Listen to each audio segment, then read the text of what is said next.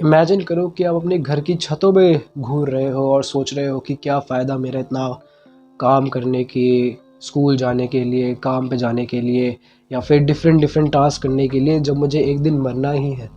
Albert cameo जिन्होंने कमाल की किताबें लिखी हुई हैं, स्ट्रेंजर हो गया या फिर सिसिफस किताब हो गई, काफ़ी किताबें लिखी हैं और उनके भी यही विचार थे। लेकिन उनके विचार ऐसे सिमटे हुए नहीं थे, उन्होंने इसको एक फ़िलॉसफ़ी में कन्वर्ट कर दिया और इस फ़िलॉसफ़ी का नाम है ऑब्सर्डिज़म। अब ये ऑब्सर्डिज़म क्या है? ऑब्सर्डिज़म यहाँ पर एल्बर्ट कैम्यू ने कहा है कि जब एक ह्यूमन बीइंग क्लैरिटी के लिए पूछता है, जब वो क्वेश्चंस आस्क करता है वो पूरे वर्ल्ड से कि ऐसा क्यों है, ऐसा क्यों है, और जब उसे आंसर मिलता है नेचर या फिर नेचर की साइलेंस से, तो ये एक ऑब्सर्ड सीन बना देता है और इसे हम ऑब्सर्डिज़म कहते हैं। साफ भाषा में कहा जाए तो ऑब्सर्डिज़म हम उसे कह सकते हैं जब एक ह्यूमन बीइंग सवालों को पूछता है, क्लियरिटी को पूछता है, लेकिन उसे जवाब में सिर्फ साइलेंस मिलती है। इस ऑब्सर्डिज़म को दर्शाने के लिए उन्होंने अपनी 2 बुक्स में 2 कैरेक्टर्स के बारे में बताया था। एक था द मिथ ऑफ सिसिफस, जिसमें प्योर ऑब्सर्डिज़म को दिखाया जाता है कि जब सिसिफस को पूरा बोल्डर जो है हिल के ऊपर तक ले जाना होता है, लेकिन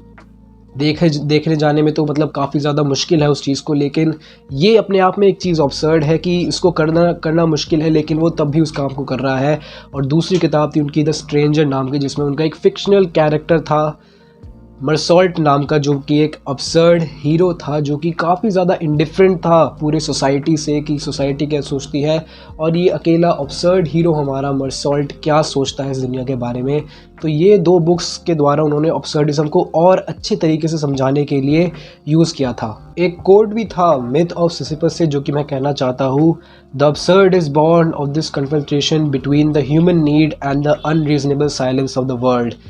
वो जो अब्सर्ड है वो तब पैदा होता है जब एक ह्यूमन बीइंग क्लियरिटी, एक क्वेश्चन पूछता है इस दुनिया से, लेकिन वो जो दुनिया है वो चुप्पी डाल देती है और कुछ जवाब देती नहीं है, और उसका जवाब होता है तो सिर्फ साइलेंस। यहाँ से अब्सर्ड की शुरुआत होती है और ये फ़िलॉसफ़ी यही बताती है, जो कि हमारा सेकंड पॉइंट है,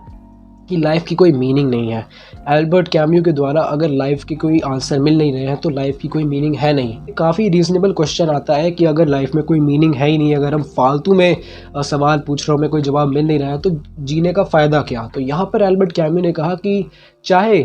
ज़िंदगी में कोई मीनिंग ना हो, लेकिन हम लोगों को इसको जीना चाहिए और वी शुड रेबल। इस रेबल से क्या मतलब है, इसके बारे में हम लोग इस वीडियो के आगे बात करने वाले हैं, लेकिन इससे ये पता चलता है कि एक लाइफ मीनिंगलेस है, लेकिन क्या हुआ, व्हाट डज़ इट मैटर। हमें फिर जीनी चाहिए ज़िंदगी और आराम से अच्छी तरीके से जीनी चाहिए, चाहे उसमें मीनिंग ना हो। एक और चीज़ है कि जब आपको पता चल जाता है कि लाइफ की कोई मीनिंग नहीं है, तो आपके ऊपर एक हायर पावर का फ़ियर रहता नहीं है। अगर आपको पता है कि इस लाइफ का कोई मीनिंग है नहीं, हम लोग सिर्फ कह सकते हैं कि दिखावा या फिर एक ऐसी चीज़ जो कि चलते आ रही है पिछले ज़मानों से, बहुत ज़मानों से, उस पर बिलीव कर रहे हैं, लेकिन जब हमें पता चल जाता है कि एक्चुअली उन क्वेश्चंस का या फिर उन बिलीव्स का कुछ मैटर है ही नहीं, तो उससे हमें पता चलता है कि लाइफ बहुत ही ज़्यादा फ्री है। और यहीं से हमें ये पता चलता है कि कोई हायर पावर है नहीं इस दुनिया में, जिससे हमको थोड़ी सी फ्रीडम मिल जाती है और थोड़ा सा कम जो है हमें डर लगने लग जाता है, और हमें ये समझ में आता है कि there is no fate that can be surrounded by fear. यानी कि कोई भी ऐसी चीज़ नहीं है जो कि हमारा फेट डिसाइड कर रही हो, और वो लाइफ अब्सर्ड है, जिसका मतलब कि हम अपने जो चीज़ें हैं उनके लिए मैटर करते हैं और हम लोग अपने एक्शंस के लिए रिस्पॉन्सिबल हैं। फिर से आना चाहूँगा मैं इस मिथ ऑफ सिसिफस नाम की बुक में, जहाँ पर जो सिसिफस था उसे कंडेम्ड किया गया था कि वो एक बोल्डर को पूरी हिल तक पहुंचा देगा, उस बहुत बड़े पत्थर के टुकड़े को जो है वो पहुंचा देगा। लेकिन देखा जाए तो थ्योरेटिकली और लॉजिकली भी देखा जाए तो एक बोल्डर नहीं उठाया जा सकता एक इंसान के द्वारा, लेकिन यहाँ पर एल्बर्ट कैम्यू ने उसको इमेजिन किया है हैप्पी, क्योंकि उसे भी पता है, मैं अपनी तरीके से बोलना चाहता हूँ कि उसको ये पता है कि ये चीज़ बहुत ज़्यादा मुश्किल है, लेकिन वो तब भी इसे एंजॉय करता है क्योंकि उसको उस स्ट्रगल से प्यार हो चुका है। सेम तरीके से हम लोग इस दुनिया में फ़िक चुके हैं, इस दुनिया में आ चुके हैं, और हमें पता चल चुका है कि इस लाइफ का कोई मीनिंग है नहीं, लेकिन हम लोगों को फिर भी इस ज़िंदगी को काफ़ी खुशहाल तरीके से, काफ़ी बढ़िया तरीके से जीना चाहिए, और यही चीज़ दिखाती है द मिथ ऑफ सिसिफस। अब जिस रेबेलियन के बारे में बात करने वाला था उसके बारे में हम लोग बात करते हैं कि यहाँ पर एल्बर्ट कैम्यू ने कहा कि जैसे मैंने बताया कि लाइफ में कोई मीनिंग नहीं है, हमने इस चीज़ को प्रूव भी कर दिया, क्योंकि जब हम पूछते हैं इस दुनिया से कि ये चीज़ ऐसी क्यों है, तो दुनिया का कोई दुनिया को कोई जवाब आता नहीं है। जवाब का नाम होता है साइलेंस। अब यहाँ पर एल्बर्ट कैम्यू ने कहा कि जब हमें पता है कि लाइफ का कोई मीनिंग है नहीं, तो हम लोगों को इससे डरना नहीं चाहिए, हम लोगों को इससे टेंशन नहीं लेनी चाहिए। हम लोगों को इस बात से ये सबक लेना चाहिए कि लाइफ में एक्चुअली कोई हायर पावर है नहीं, और लाइफ में कोई ऐसा हायर ट्रूथ है नहीं कि ऐसी चीज़ जो कि हो कि हम लोग सोच रहे हो कि बियॉन्ड दिस वर्ल्ड है, और अगर वो बियॉन्ड दिस वर्ल्ड है तो हम लोग उसके बारे में पता लगा नहीं सकते, क्योंकि at the end of the day हम लोग ह्यूमन बींग्स हैं, ना कोई मतलब गॉड्स हैं अगर है। तो यहाँ से यहाँ बताया गया है। अब जब हमें पता चल जाता है कि इस लाइफ में कोई हायर पावर है ही नहीं, तो हम लोगों को एक तरीके से पता चल जाता है कि ये एक स्क्रिप्ट की तरह नहीं है कि लाइफ एक बनी बनाई स्क्रिप्ट है, मूवी चल रही है कि इसके बाद ये सीन होगा, इसके बाद ये सीन होगा। इस मीनिंगलेस लाइफ में हमें पता चल जाता है कि लाइफ की कोई हायर पावर है, हायर पावर है नहीं, कोई ऐसी स्क्रिप्ट नहीं है जो कि हमें डिसाइड कर रही हो। हम लोग अपनी मर्ज़ी के मालिक हैं, और ये एक रेबेलियन आता है कि हम लोग अपने थॉट्स को बना सकते हैं। अगर कोई ऐसा सवाल है, अगर कोई ऐसी चीज़ें हैं जो कि चलती हुई आ रही हैं, तो हम लोगों को इसका हम लोगों का इस पर जवाब होना चाहिए कि व्हाट इज़ द पॉइंट, या फिर what does it matter to me. हम लोगों को ये सोचना चाहिए कि अगर कोई चीज़ आई है, चल रही है, तो हम लोग उस पर ऐसा नहीं कि उसको फॉलो करें भेड़ की तरह, या फिर अंधाधुंध उसको जो है प्रेस करें, या फिर उस पर फॉलो करें। हम लोगों को हमारा पॉइंट है, हम लोगों को हमारा राइट है कि हम लोग सोच सकते हैं कि क्या ये चीज़ एक्चुअली में मैटर करती है। और यही चीज़ रेबेलियन है कि हम लोग एक अलाइव है डेड पावर में, जहाँ पर सब लोग एक चीज़ पर पीछे हटे हुए हैं। यहाँ पर हम लोग जो है डिफरेंट तरीके से सोच रहे हैं, और यही चीज़ हुई थी अब्सर्ड हीरो मर्सॉल्ट के द्वारा, जिसके बारे में हम अगले चैप्टर में या फिर अगले पार्ट के इस वीडियो में बात करेंगे। अब हम लोग बात करते हैं उस बुक की जो कि काफ़ी ज़्यादा हम कह सकते हैं इस अब्सर्डिज्म को बहुत ही बढ़िया तरीके से ग्लोरीफाई करती है। मदर डाइड टुडे और मे बी यस्टरडे, इस वर्ड्स के साथ द स्ट्रेंजर नाम की बुक शुरू हुई थी, जो कि एल्बर्ट कैम्यू ने लिखी थी, जिसका मेन कैरेक्टर था मर्सॉल्ट। और इस बुक से हम लोगों को काफ़ी चीज़ें पता चलती हैं, और यहाँ पर उन्होंने एक एब्सर्ड हीरो के बारे में बताया कि कैसा अब्सर्डिज्म अफेक्ट करता है एक आदमी को जो कि एक अब्सर्ड होता है। तो यहाँ पर ये चीज़ दिखाई गई कि जो ये मर्सॉल्ट था वो कभी भी सोसाइटी के रूल्स पर नहीं चलता था, कि सोसाइटी सोचती है कि अगर किसी के मदर की डेथ हो गई तो रोना काफ़ी ज़्यादा हम कह सकते हैं कि वैलिड चीज़ है, या फिर होना ही चाहिए। लेकिन जो ये मर्सॉल्ट था ये एक्सेप्शन था, ये काफ़ी रॉ आदमी था, जो कि जो चीज़ थी उसको नेचुरली फील करता था और नेचुरली इंडिकेट करता था। कोई भी कोटिंग नहीं थी किसी भी टाइप की। अगर उसकी मम्मी की डेथ हो गई तो ऐसा नहीं कि वो बहुत ज़्यादा फूट फूट कर रो रहा है, वो काफ़ी